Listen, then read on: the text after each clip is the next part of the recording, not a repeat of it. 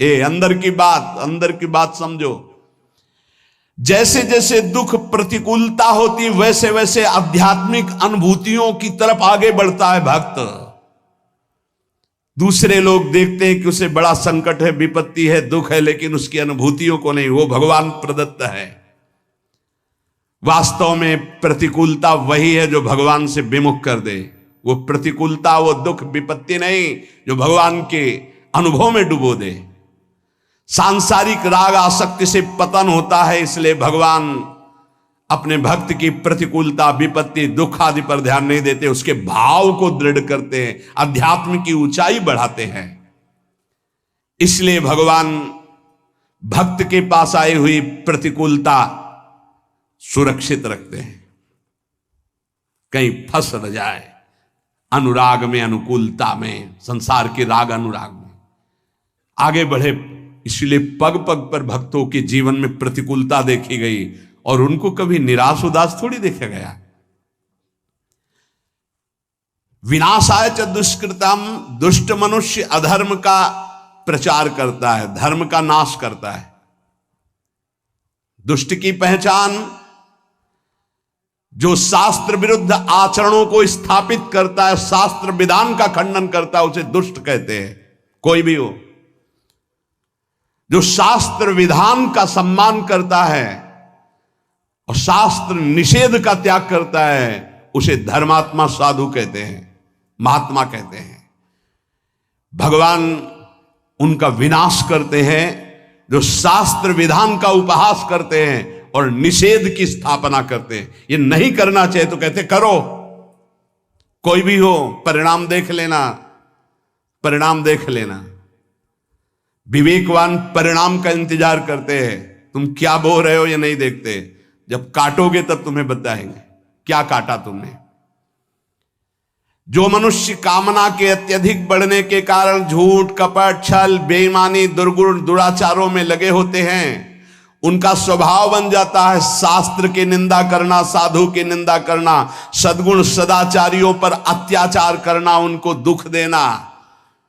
भगवान कहते हैं ऐसों का विनाश मैं स्वयं करता हूं, तिनकर काल रूप में भ्राता, उनके लिए मैं काल दंड बन जाता हूं।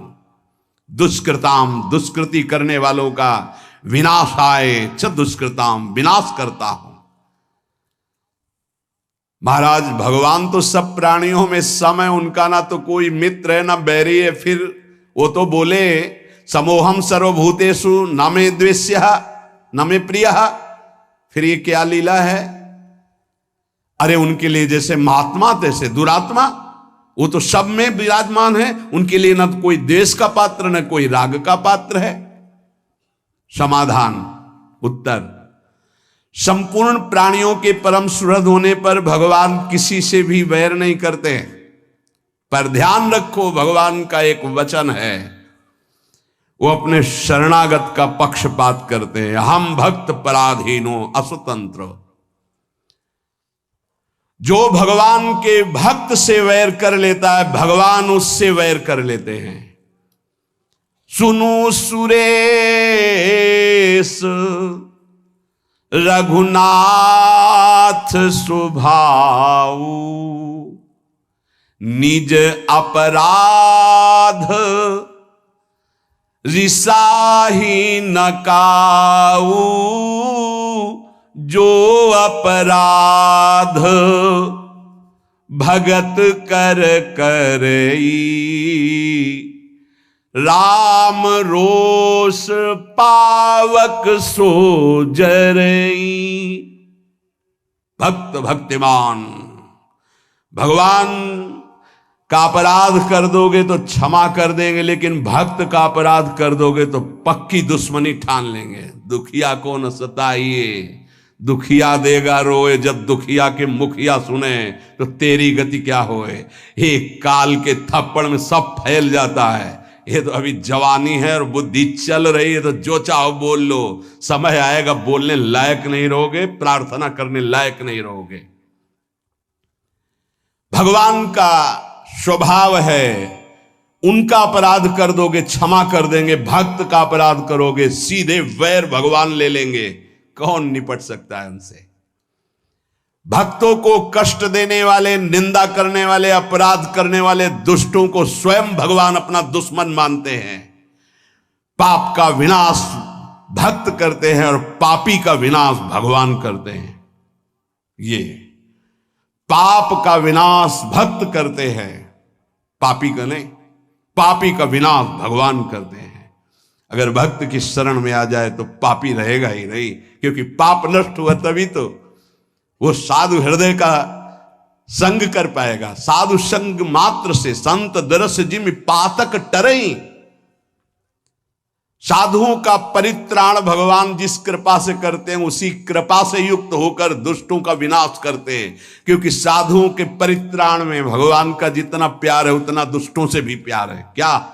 दुष्टों को मारकर परम पद देते हैं, साधुओं को प्यार करके परम पद देते हैं। क्योंकि वो वैर करते हैं, इसलिए उनको ऐसे भगवान उद्धार करते हैं।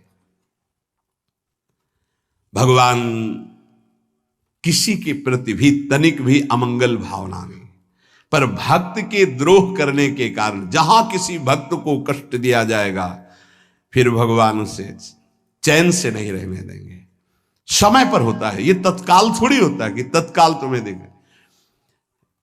गंगा किनारे एक परम महामहिम स्थान है, पूज्य स्वामी श्री आत्मा प्रकाश जी महाराज, बहुत ही महान तपस्वी, भजनानंदी, अखंड ब्रह्मचारी, ढूढ़ी घाट। हम लोगों ने दर्शन किए। अस्थिमात्र होए रहे शरीरा और तेजो में, ऐसा लगता भुवन भास्कर रामबाग से निकल रहे। इतना देखो तो तेजो में, नीचे का देखो तो अस्थिमात्र होए रहे शरीरा, लंगोटी जरा सा चला ऐसा। हनुमान जी महाराज विराजमान हैं। जब वो रामायण की चौपाई बोलते थे तो ऐसा लगता था ब्रह्मलोक से आवाज निकल रही, परम पवित्र। तो रात्रि में कुछ चोर आए, क्योंकि सोने का छत्र ये सब हनुमान जी महाराज का, बहुत सी ऐसी आभूषण सामग्रियां थी। स्वामी जी को पीटा डंडों से, तो अस्थि मात्र हो रहे शरीर। बड़े बड़े कानपुर के अधिकारी जन प्राण समर्पित करने वाले थे, बहुत उनका प्रभाव था। जैसे उस उनका व्यवहार गांव की भाषा थी, उरे कलेक्टर, ऐसी बात, उरे कलेक्टर, रोड बन जाएगा, करे ये वाला बन जाएगा, हाँ सरकार बन, ये बनवा दे, ऐसे गांव की बात, बिल्कुल सरल स्वभाव, न मन को टिलाई, परमहंस। सुबह जे ही पता चला स्वामी जी को, मैं पूरा का पूरा अलग अलग बड़े बड़े सब ऑफिसर लोग, स्वामी जी बस आप इशारा भर कर दो। स्वामी जी जानते थे, त्रिका लग गए थे, उनका नहीं, किसी ने नहीं मारा है, ये देखो आपको इतनी चोट लगी। बोले हमारे कर्म का फल हनुमान जी ने दिया, कोई कर्म। बोले स्वामी जी ये सब बातें बाद में हम सुनेंगे, आप थोड़ा। बोले हम जानते ही नहीं। तो जानते हो, कुछ महीने बाद उन लोगों की जो दुर्दशा हुई कि चिल्ला चिल्ला के कह रहे थे कि हमने स्वामी जी को मारा, हमने ये सामग्री लूटी, हमने अमुक जगह बेचा, स्वामी जी से कह दो मुझे क्षमा कह दें। चिल्ला चिल्ला के वो विध्वंस लीला हनुमान जी ने शुरू की, चिल्ला चिल्ला के अपने आप बोलने लगे। अगर साधु मौन हो जाए तो भगवान के हृदय में आग पैदा हो जाएगी, और वो उसको ये कृपा मनाओ कि साधु सभा में गाली दे दे, दंड दे दे तो बच जाओगे। नहीं, मालिक अगर स्वयं में दुश्मनी ले ले तो निर्वाह करना मुश्किल हो जाएगा। भगवान का बहुत करुणामय स्वभाव है, पर जब उनके लाडले भक्त को कोई सताता है तो फिर राम रोष पावक सो जरई। धर्म संस्थापनार्थाय संभवामि युगे युगे। भगवान धर्म की स्थापना, भगवान धर्म को साक्षात धर्म स्वरूप है। इसीलिए अगर चैन से रहना, शांति प्राप्त करना है, मंगल मोद सुख प्राप्त करना, धर्म का मार्ग खोजो। धर्म किसे कहते हैं, उसके अनुसार चलो, परम धर्म का मार्ग स्वीकार करो। धर्म का आश्रय लेना ही भगवान का उद्देश्य है। संस्थापना करने के लिए भगवान आचार्य गुरुदेव के रूप में प्रकाशित करते हैं। जब उसकी हानि होती है तब पुनः प्रकट होते हैं, विनाश लीला करते, फिर धर्म स्थापना करते हैं। संभवाम युगे युगे, आवश्यकता पड़ने पर प्रत्येक युग में कई बार अवतार ले लेते हैं। एक युग में जितनी बार जरूरत पड़ती उतनी बार, कभी कारक पुरुषों के रूप में, कभी संत महात्माओं के हृदय के रूप में।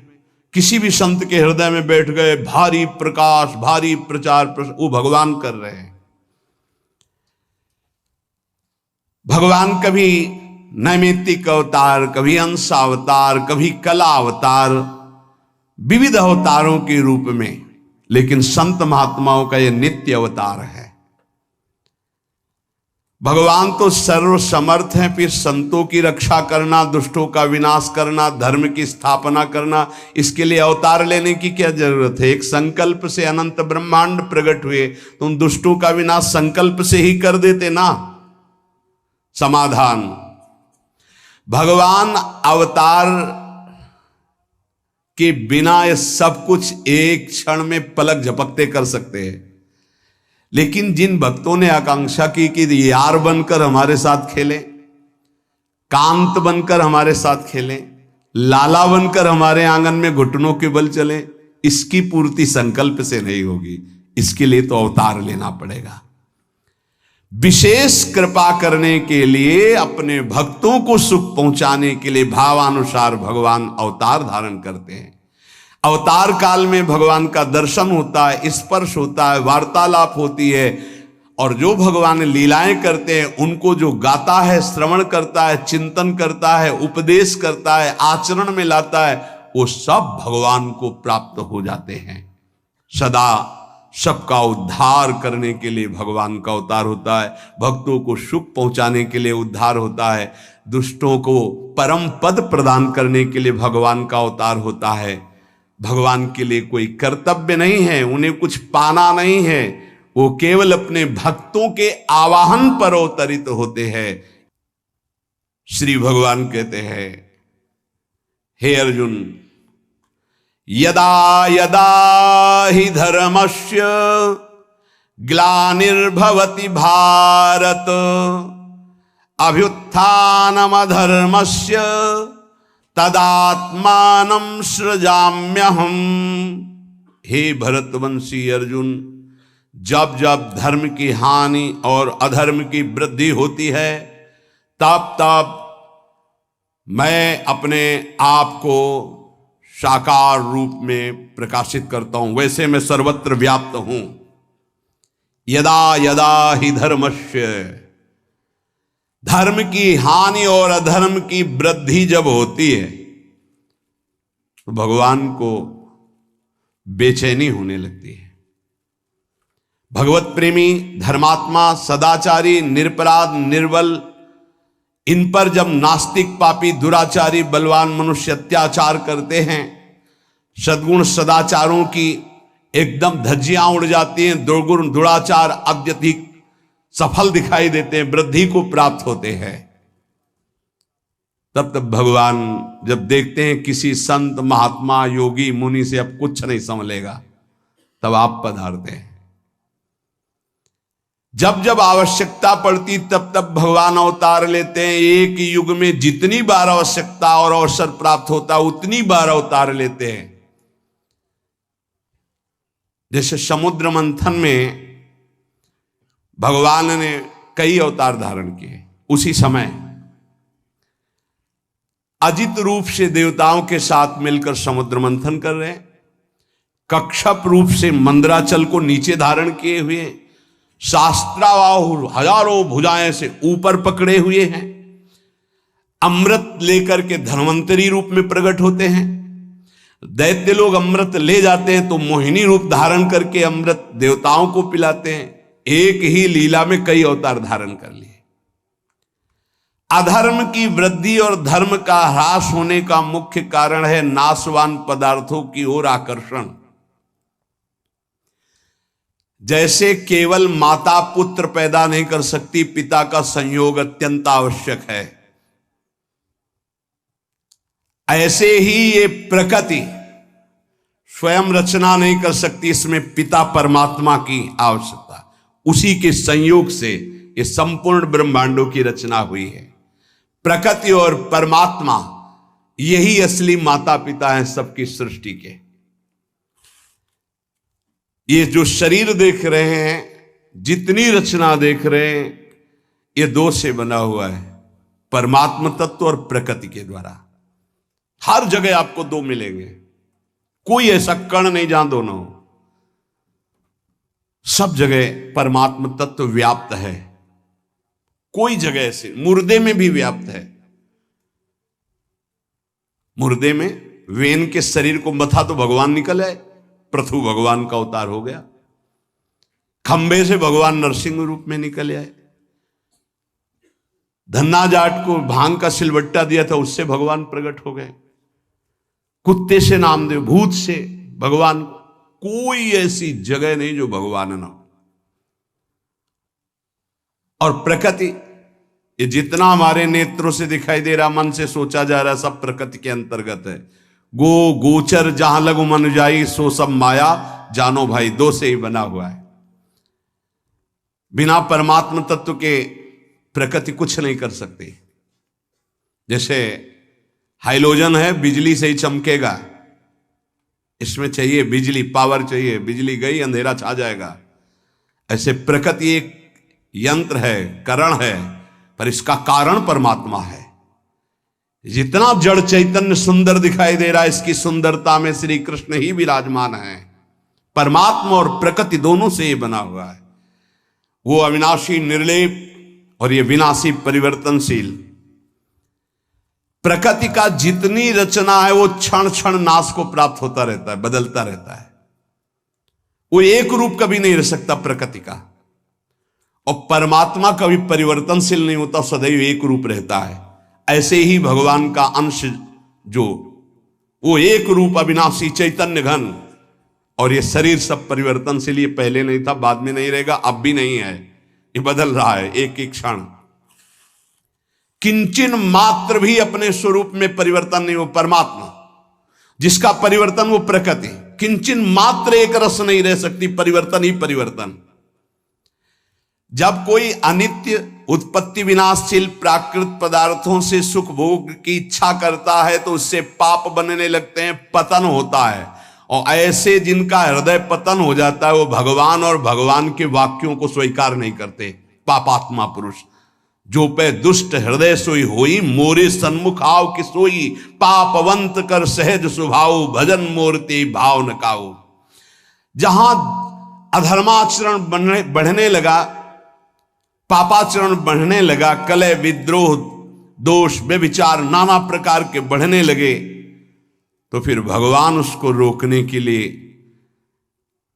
अगर किसी ऋषि मुनि के अंदर बैठकर काम चल जाता है तो भगवान ऐसा भी करते हैं। ऋषि मुनि के अंदर बैठकर काम चलने का मतलब, कोई भी ऋषि मुनि पाप को नष्ट करके उसको सौहार्द भाव, सत्य भाव में स्थित करता है, कभी वो पापी को नष्ट नहीं करता। ध्यान रखना, यह है काम चलना।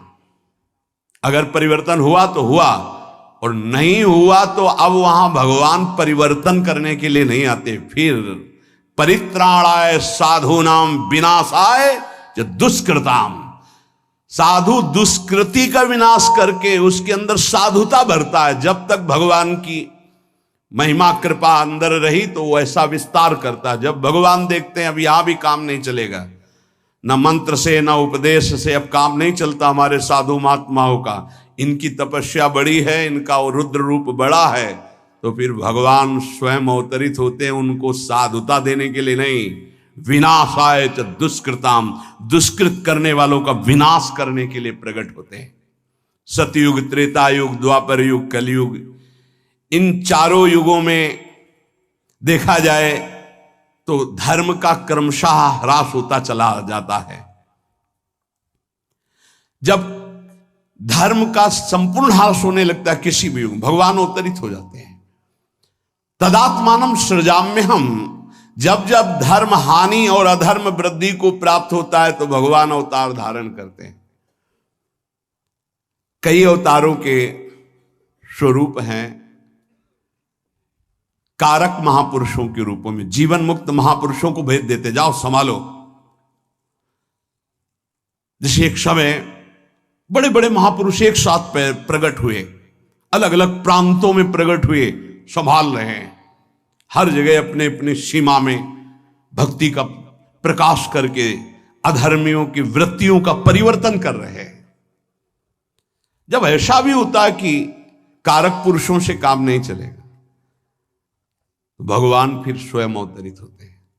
कभी कभी ऐसा भी होता है किसी संत महापुरुष के हृदय में प्रकाशित होकर के धर्म की स्थापना, अधर्म वृत्तियों का नाश करते हैं, व्यक्तियों का नहीं, अधर्म वृत्तियों का, कभी कारक पुरुषों के रूप में। जब किसी से कार्य नहीं चलता, जैसे कंस का उपद्रव, जरासन, भौमासुर, जब कृष्णावतार, कितने बड़े बड़े संबरासुर, बड़े बड़े, ये किसी मंत्र, औषधि, योग बल, तपस्या के द्वारा काबू में नहीं किए जा सकते थे। शिशुपाल, दंतवक, बड़े बड़े कृष्णावतार में, रामावतार में भी। तब सब ऋषि मुनि देवता, भगवान ब्रह्मा पृथ्वी गौ का रूप धारण करके प्रभु को पुकारते हैं कि अब मेरे बस की बात नहीं रह गई। तब भगवान तदात्मानम सृजाम्य हम, प्राणी मात्र का परम मंगल करने के लिए, धर्म की स्थापना के लिए भगवान अपने को प्रकाशित करते हैं सर्वत्र। भय प्रकट कृपाला दीन दया, वो प्रकट हो गए। परित्राणाय साधूनाम विनाशाय च दुष्कृताम धर्म संस्थापनार्थाय संभवामि युगे युगे। साधुओं की रक्षा, भक्तों की रक्षा करने के लिए, पाप कर्म करने वालों का, अधर्म आचरण करने वालों का विनाश करने के लिए और धर्म की भली भांति स्थापना करने के लिए मैं युग युग में प्रकट हुआ करता हूं। अर्जुन जी से कहते हैं परित्राणाय साधु नाम। साधु मनुष्यों के द्वारा अधर्म का नाश और धर्म का प्रचार होता है, इसलिए भगवान साधुओं की रक्षा के लिए अवतार धारण करते हैं। साधु किसे कहते हैं? जो सदैव दूसरों का हित करने का स्वभाव रखता है, जो स्वयं बड़े से बड़े कष्ट को सहकर दूसरों का मंगल करता है, जो सदैव भगवान के नाम रूप गुण प्रभाव लीला में निरंतर डूबा रहता है और दूसरों को प्रेम पूर्वक नाम स्मरण, नाम कीर्तन, भगवत लीला आदि में लगाता है, ऐसे भगवान के भाव में डूबे हुए आश्रित जनों को साधु नाम पद कहा गया है। जिसका एकमात्र परमात्मा ही है उसे साधु कहते हैं। जिसका एकमात्र परमात्मा प्राप्ति उद्देश्य है उसे भी साधु कहते हैं। जिसका नाशवान संसार के भोगों का उद्देश्य है उसे ही असाधु कहते हैं। असत परिवर्तनशील वस्तुओं में जिसकी कामनाएं बढ़ चुकी हैं, ज्यों ज्यों कामनाएं भोगी जाती त्यों त्यों असाधुता बढ़ती चली जाती है और साधुता क्षीण होती जाती है। साधुता लुप्त हो जाने पर अधर्माचरण बुरा नहीं लगता। ध्यान रखना, जिसका पवित्र हृदय थोड़ी भी गलती करेगा तो जलेगा, और वही जब गलती पे गलती करता जाएगा तो फिर उसकी जलन खत्म हो जाएगी। साधक को महसूस होता है मेरे से गलती हो गई, वो जलता है, रोता है, और जब भयंकर पापाचरण होने लगता है तो उसे गर्व होने लगता है कि मैं ऐसा भोगता करता हूं। उसको कोई ग्लानि नहीं होती। जैसे कोई कहते हैं कि हमको तो कोई ग्लानि नहीं हुई, हमारा तो कोई, क्योंकि तुम्हारा मलिन अंतःकरण हो गया। इसलिए देखो, ज्यों ज्यों भोगों में वृत्ति बढ़ती चली जाती तो पापाचरण बढ़ता है। पापाचरण बढ़ने से साधुता लुप्त होती है। असाधुता का मूल, वो मूढ़ता, वो कामना बढ़ती चली जाती, हृदय मलिन हो जाता है, उसको ग्लानि भी नहीं होती, पश्चाताप भी नहीं होता। साधु पुरुष पशु पक्षी वृक्ष मनुष्य देवता पितर सबका हित, सबका आनंद, सबका सुख चाहते हैं, वही साधु होते हैं। यदि सच्ची बात तुम संतों के मन के भाव को जान जाओगे तो उनके चरणों को पकड़ लोगे। ये विपरीत दुष्ट लोग बाहर से केवल मृदु बोलते हैं, इनके अंदर केवल दूसरों को दुख देने की बात रहती है, सुख लूटने की बात रहती है। तो यहां कहते हैं कि यदि भगवान साधु पुरुषों की रक्षा किया करते हैं तो फिर संसार में साधु पुरुष दुख क्यों पाते हुए देखे जाते हैं? इसका समाधान है कि साधु वही है जो शरीर, धन, संपत्ति, मान बढ़ाई आदि की रक्षा नहीं चाहता, अपने भाव की, धर्म की रक्षा चाहता, उसे साधु कहते हैं। और भगवान की भी दृष्टि में शरीर और मान बढ़ाई, धन संपत्ति की कोई महत्व नहीं, मायाकृत है।